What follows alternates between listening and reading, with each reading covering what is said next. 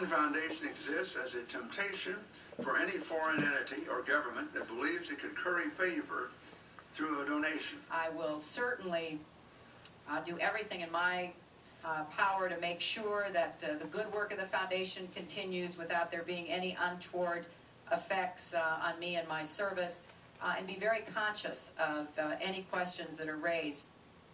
That was Hillary Clinton at her Senate confirmation hearings in 2009, trying to calm concerns about any conflict of interest with her work at the Clinton Foundation.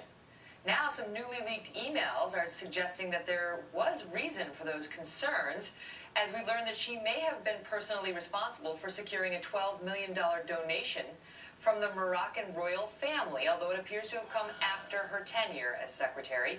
Our chief national correspondent, Ed Henry, joins us live. Ed? Good evening, Megan. Hillary Clinton, in fact, did line up this big contribution from the king. According to her own close aide, Huma Abedin, she put this in a January 2015 email. She created this mess, she said, of Clinton, and she knows it. The mess referring to Clinton initially agreeing to speak at a May 2015 Clinton Global Initiative event in Morocco. Politico reported at the time a $1 million contribution was going to stoke more controversy, though, and so they didn't want to do that event. It turns out the money was far bigger, $12 million, according to Abedin, responding to top aides Robbie Mook and John Podesta, who were worried it would harm the April 2015 launch of the former Secretary of State's campaign. In a new email released today by Wikileaks, Abedin was adamant, writing, quote, "No matter what happens, she will be in Morocco hosting CGI on May 5th to the 7th, 2015. Her presence was a condition for the Moroccans to proceed, so there is no going back on this." It makes you wonder what the king was expecting in return beyond just access. Because in 2011, Clinton's State Department charged the Moroccan government had human rights problems. And remember, at this week's debate, Donald Trump demanded Clinton give back large contributions from countries with questionable records. She never quite answered that, or this from Chris Wallace. Why isn't it what Mr. Trump calls pay to play? Well, everything I did as Secretary of State was in furtherance of our country's interests and our values. The State Department has said that. Now, the Moroccan event ended up being led by Bill and Chelsea Clinton. Hillary Clinton did skip it, though she lined up that $12 million contribution. Clinton ally Lanny Davis told me the focus should be on the good work of the foundation, and he said Abedin's email should not be taken, quote, too literally. Megan? And thank you. Joining me now with more, Mark McKinnon, co-creator and co-host of the weekly documentary series The Circus on Showtime.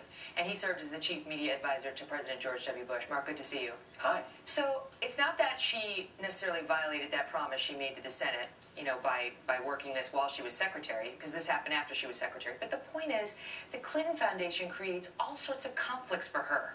So she's trying to line up a $12 million donation to the Clinton Foundation. She's going to speak. I'll be there in Morocco. I know it looks bad, but I'm doing it. She winds up sending Bill and Chelsea because it becomes an issue. But what was the king expecting? And if she becomes president now, how many favors is this woman going to owe? And what about, they're not promising to shut down that foundation? No, and in fact, this is just part of the problem, because almost every day in the leaks there's a new disclosure like this. I mean, just the other day there was a disclosure about Qatar and $1 million contribution that was, quote, for a birthday present for Bill Clinton, possibly.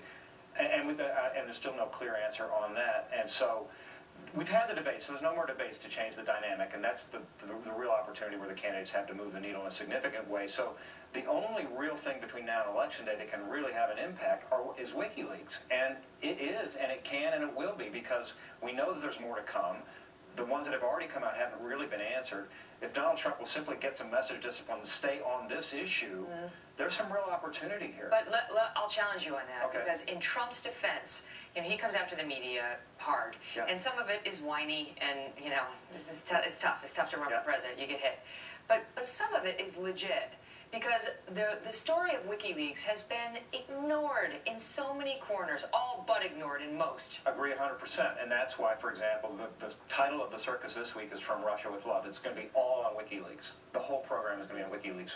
We're talking about, we're looking at it from every angle. I know, you hit Harry Reid saying, hey, WikiLeaks, and of course it's all about, like, Russia's bad, Russia's bad. It's like, what about the fact that she called them needy Latinos, right? Like, there's nothing. No one seems to care. We're going to look at it. We talked to Tucker Carlson about how the mainstream media is doing exactly what you said. And NBC, you know, he has 11 reporters on it every day, and NBC didn't say a word about it a week ago. So he's just a website, with all due respect to that's what he said. Yeah, that's his point. It's like a website, and I've got 11 people working on it. Where's the media? Because listen, if the media wants to shine a light on something, they can. Take, for example, the Access Hollywood tape, which was huge, there's no question. But the stuff that's coming out, I have a theory on it. We as reporters are lazy. And if you don't make it very easy for us to digest and spoon to the audience, many of us will reject it as food for the evening. Yeah.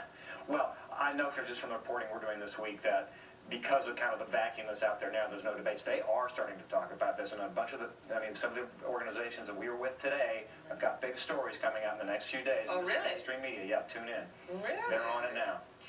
Last question. Sure.